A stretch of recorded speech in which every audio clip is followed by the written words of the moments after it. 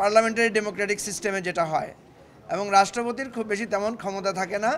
রাষ্ট্রপতি প্রধানমন্ত্রীর উপদেশ নিয়েই উনি ওনার কার্যক্রম পরিচালনা করেন। আমরা যেটা বারবার আলোচনা করেছি যে বিদ্যমান পরিস্থিতিতে আমরা দেখেছি যে রাষ্ট্রপতি একটা সিম্বলিক জায়গায় থাকেন। সকল রাজনৈতিক দলই আমরা অতীতে দেখেছি, সবাই আগ্রহ প্রকাশ করেছেন যে রাষ্ট্রপতি এবং প্রধানমন্ত্রীর ক্ষমতার ভারসাম্য দরকার, এবং রাষ্ট্রপতিকে কিছুটা সম্মান, মর্যাদা এবং ক্ষমতা ভাগ করে দেওয়া দরকার। এই পরিপ্রেক্ষিতেই আলোচনাটা এসেছে যে রাষ্ট্রপতি নির্বাচনটা কিভাবে হবে, আগের পদ্ধতির পরিবর্তন হবে কিনা। এখানে দুটো জিনিস, যে আগের পদ্ধতির পরিবর্তন হওয়ার পক্ষে বেশিরভাগ লোকেরই মত, কিন্তু যখনই পদ্ধতি নিয়ে আলোচনা হচ্ছে তখন দেখা যাচ্ছে পদ্ধতি নিয়ে সবাই একমত হতে পারছেন না। বেশিরভাগ একটা জিনিস আপনারা ধরে নেন যে আমরা একদম সর্বান্তকরণে সবাই একমত হয়েছি যে এই পদ্ধতির পরিবর্তন দরকার, রাষ্ট্রপতি এবং প্রধানমন্ত্রীর ক্ষমতার ভারসাম্য আনতে হবে। কিন্তু নির্বাচন পদ্ধতিতে গিয়ে আমরা দেখলাম দুটো আলোচনা এসেছে, যদিও একদম শেষ পর্যায়ে এসে একটা ইমপ্রুভমেন্ট আছে। সেটা হচ্ছে উভয় কক্ষ, আমাদের নিম্নকক্ষ এবং যদি উচ্চকক্ষ হয় তাহলে এই দুটো মিলে হয় 400 ভোট, 400 জন সংসদ সদস্য। আর যদি 100 নারী সরাসরি নির্বাচিত হন তাহলে হয় 500। তো এখানে একটা কথায় আমরা সবাই একমত হয়েছি যে এই 500 জনের সরাসরি ভোটে, যেহেতু আর্টিকেল 70-তে আমরা একটা সংস্কার এনেছি, আর্টিকেল 70-তে বলা হচ্ছে সংসদ সদস্যগণ স্বাধীনভাবে মত দিতে পারবেন। সুতরাং সেক্ষেত্রে গোপন ব্যালটের মাধ্যমে এই 500 জনের ভোটের ভিত্তিতে রাষ্ট্রপতি নির্বাচিত হবেন।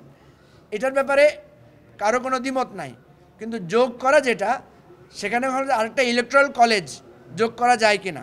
সেই ইলেকট্রাল কলেজের মধ্যে দুই ধরনের প্রস্তাব এসেছিল।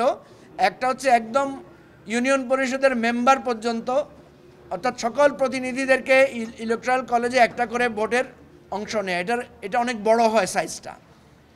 আবার আমরা কিছু সংশোধনী প্রস্তাব দিয়েছি যে এত বিশদভাবে না গিয়ে সেটা জেলা পরিষদ এবং সিটি কর্পোরেশনের প্রতিনিধিদেরকে সেখানে অন্তর্ভুক্ত করা যায় কিনা। এতে হয় প্রায় 572, না 576 জন হয়, 576টা ভোটের মধ্যে হয়।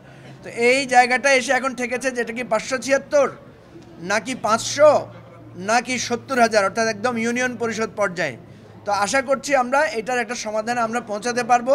যদি আমরা পৌঁছাতে না পারি তাহলে আমাদের প্রস্তাব হচ্ছে 70 অনুচ্ছেদের মতো, যে আমরা একটা জায়গার ব্যাপারে সবাই একমত হব, আর ডিসেন্ডিং ভয়েস যেটা থাকবে সেটা আমরা লিখে জাতীয় সনদে আমরা অন্তর্ভুক্ত করব। অর্থাৎ আশা করা যাচ্ছে রাষ্ট্রপতি নির্বাচন পদ্ধতিতে আমরা কিছুটা কাছাকাছি যেতে পারবো। তবে রাষ্ট্রপতির ক্ষমতার ক্ষেত্রটা বাড়ানোর বিষয়টা কোনো ক্ষেত্রে আলোচনা আছে, সেটা নিয়ে আমরা আলোচনা করব। আমরা এবি পার্টির পক্ষ থেকে যেটা বলেছি যে আমরা শুধু রাষ্ট্রপতির ক্ষমতাটা দেখলে হবে না, রাষ্ট্রপতির যে সম্মানটা, মর্যাদাটা আছে সেটা কোনো অংশে কম না। কারণ আমরা দেখি যে রাষ্ট্রপতি একটা ভাষণ দেন সংসদে, তার ভাষণের উপর আলোচনা হয়। আমরা দেখি প্রধানমন্ত্রী কোনো জায়গায় কোনো নীতিগত সিদ্ধান্ত নিলে রাষ্ট্রপতির কাছে গিয়ে তিনি রিপোর্ট করেন, বা বিদেশ সফরের পর আসে তিনি সেটা বর্ণনা করেন। এর বাইরে রাষ্ট্রপতির অনেকগুলো সম্মানজনক জায়গা আছে।